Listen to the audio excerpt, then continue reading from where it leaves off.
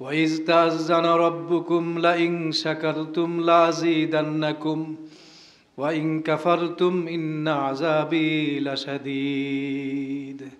আল্লাহ তাআলা ইরশাদ করেন যে তোমার রব স্মরণ করো ওই সময়ের কথা যখন তোমার পালনকর্তা তোমার প্রভু ঘোষণা দিয়ে দিলেন। কি ঘোষণা সেটা? লা ইন শাকারতুম লাযীদান্নাকুম, যদি আমার শুকর করো তাহলে আমি আরো বাড়াই দেব, আরো বাড়াই দেব। আলহামদুলিল্লাহ, এই যে বলেন এটা একটা বিশাল বড় ইবাদত, কিন্তু আলহামদুলিল্লাহ বলা কিন্তু বহুত বড় সৌভাগ্যের জিনিস। হাদিসের মধ্যে আসছে যে যে বান্দা সুখে এবং দুঃখে আল্লাহ তাআলার দরবারে শুকরিয়া আদায় করে আলহামদুলিল্লাহ বলে, হাসরের মাঠে জান্নাতের দিকে সবার আগে সেই বান্দাগুলোকে ডাক দেওয়া হবে। কাফের কিন্তু আল্লাহ তাআলার প্রশংসা করতে পারে না, ইমানদাররা পারে, ঠিক না? এটা একটা বিরাট ইমানি একটা বিরাট একটা গুণ ইমানদারদের, আল্লাহ তাআলার প্রশংসা করার, সুখে হোক দুঃখে হোক। আমি বহু রিক্সাওয়ালাকে দেখছি, রিক্সা চালাইতেছে, বলি যে ভাই কেমন আছেন?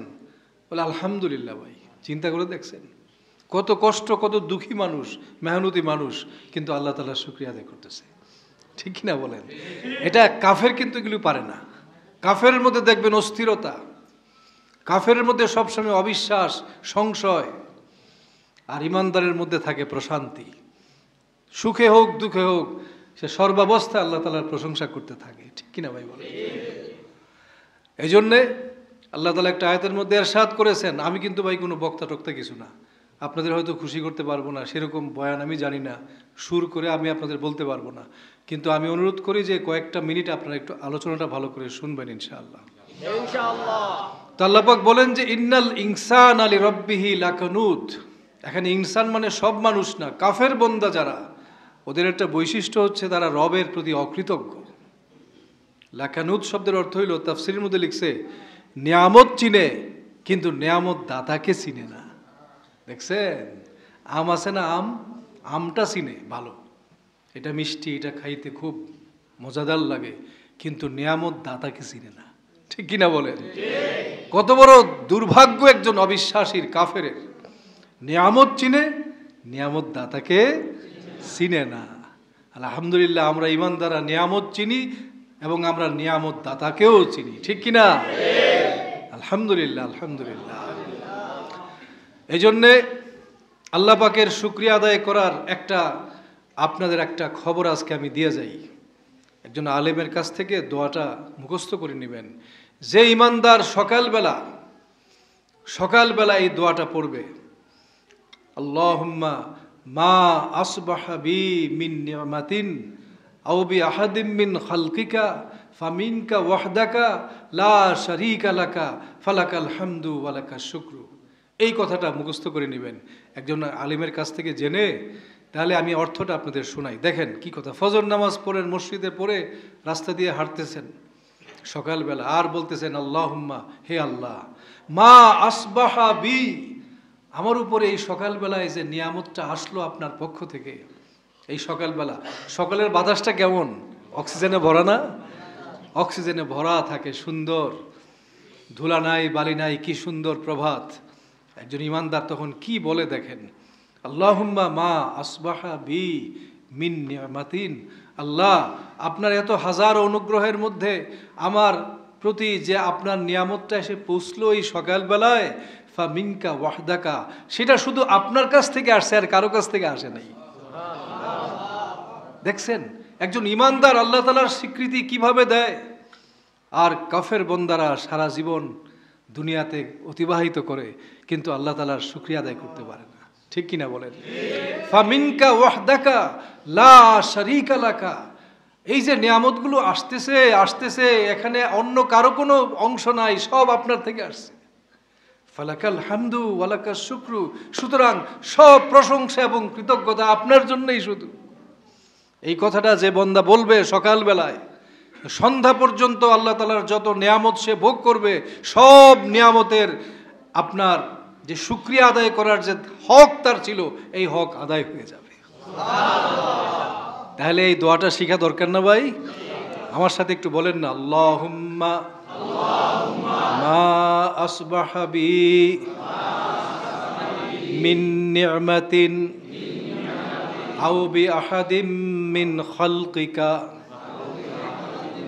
ফামিনকা ওয়াহদাকা লা শারীকা লাকা ফালাকাল হামদু ওয়া লাকাশ শুকর।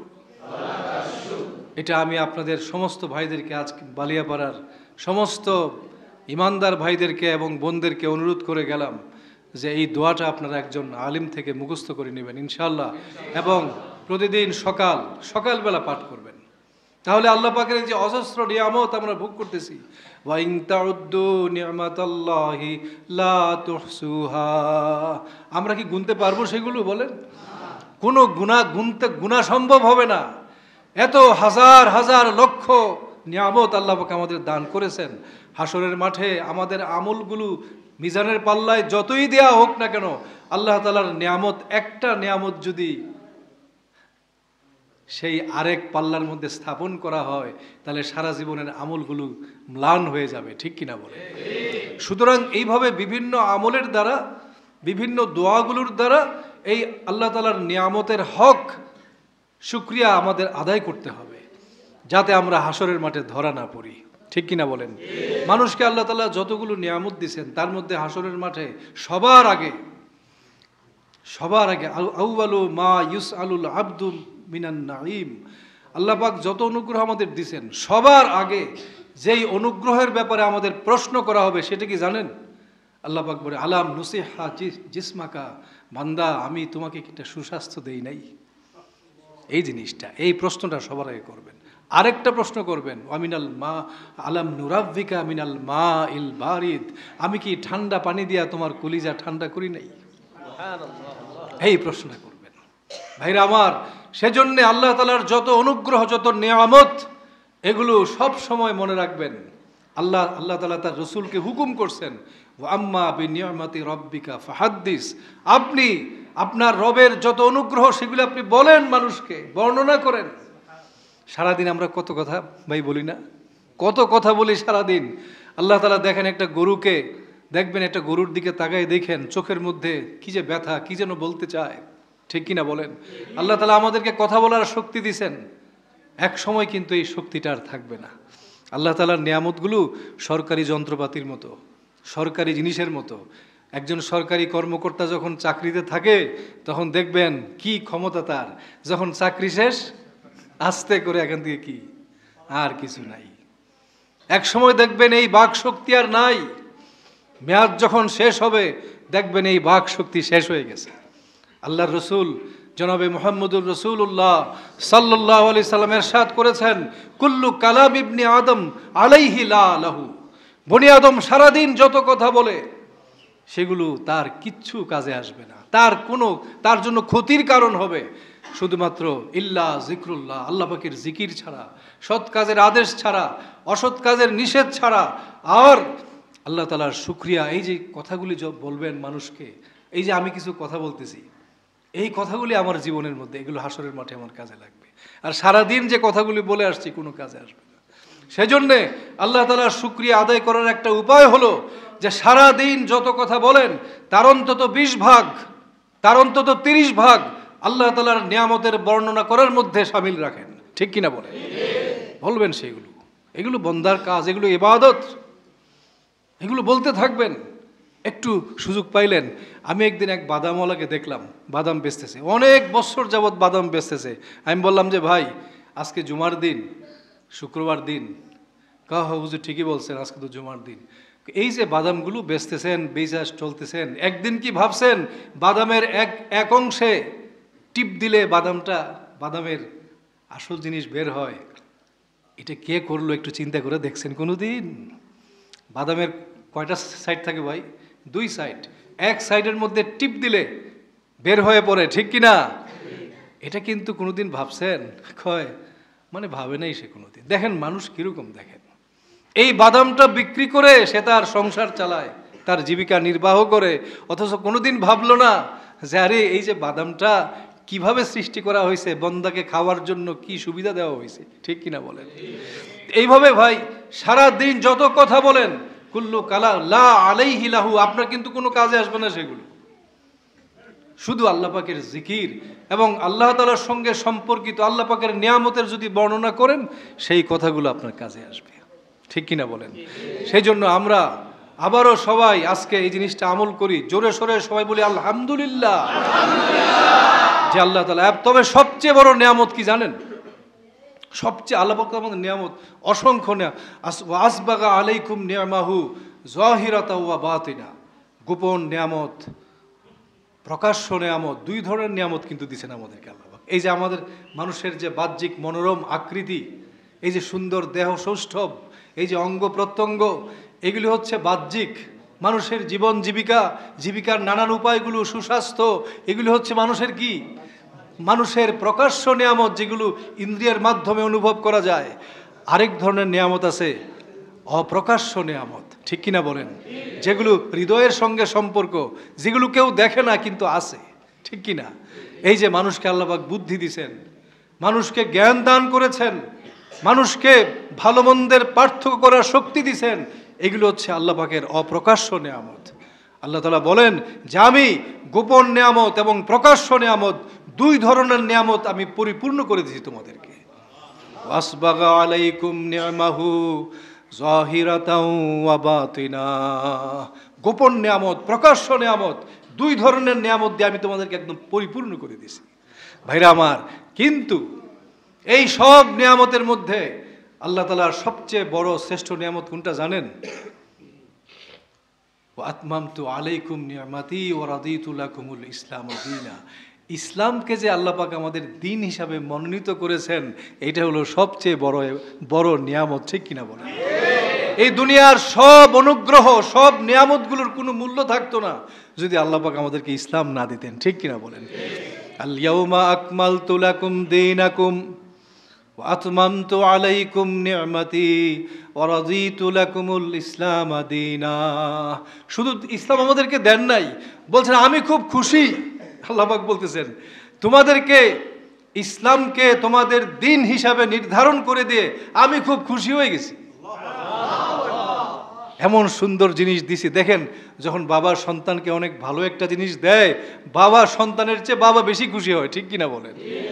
আল্লাহ পাক বলেন যে আমি খুব খুশি হয়ে গেছি, এমন সুন্দর একটা জিনিস তোমাদেরকে দিছি, এমন তোমরা কোনোদিন পথ হারাবে না, অবিশ্বাসী কাফেরদের মতো উদ্ভ্রান্ত হয়ে তোমরা ঘুরবা না, তোমরা সব সময় সত্য সঠিক পথের সন্ধান পাইবা, জান্নাত পর্যন্ত সহজেই পৌঁছতে পারবা। তা আল্লাহ পাক বলেন যে আমি খুব খুশি, রাদিতু লাকুমুল ইসলাম দীনা, ইসলামকে তোমাদের দিন হিসাবে দিয়ে আমি খুব খুশি, আমি খুব খুশি। আপনারা খুশি না? কি খুশি কিনা বলেন? প্রত্যেক দিন সকালবেলা যখন ভোরে উঠবো আমরা 3 বার, আর যখন সন্ধ্যায় পৌঁছবো তখন 3 বার একটা দোয়া আপনারা জানেন, রাযীতু বিল্লাহি রাব্বাও ওয়া বিল ইসলামি দীনা ওয়া বি মুহাম্মাদিন নাবিয়্যা।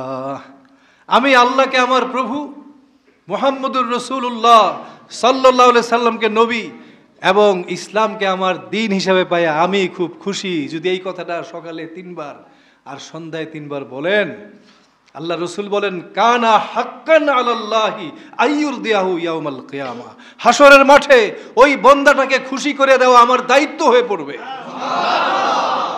দোয়াটা শেখা দরকার না? শিখে নেবেন। আপনাদের মসজিদের ইমাম সাহেব অথবা কোনো আলেমের কাছে গিয়ে শিখে নেবেন। আমার সাথে বলেন রাযীতু বিল্লাহি রাব্বাও ওয়া বিল ইসলামি দীনা ওয়া বি মুহাম্মাদিন নাবিয়্যা। এই 3 জিনিস পাইয়া আমিও খুব খুশি, আল্লাহ পাকও খুশি, আমরাও কি সুবহানাল্লাহ, সুবহানাল্লাহ। খুশি কিনা আপনারা নাকি বলেন? অন্তরের থেকে খুশি হওয়া দরকার।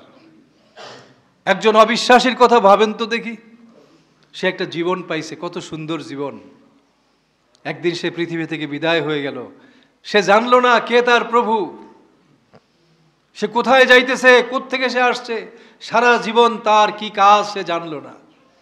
কত হতভাগ্য না বলেন?